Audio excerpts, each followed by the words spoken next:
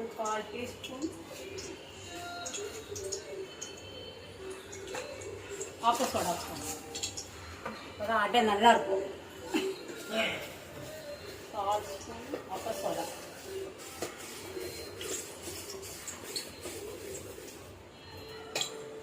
அடையை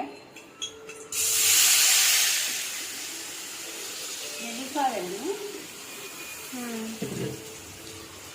கொஞ்சம் மாவு கம்மியாக ஊற்றணும். கனமாக வேணும்னா நிறைய மாவு ஊற்றி நல்லா அடைய வேகணும்.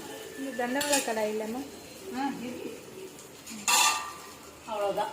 ஒரு மூடியை வச்சு ஒரு 10 நிமிஷம் கழித்து திருக்கணும்.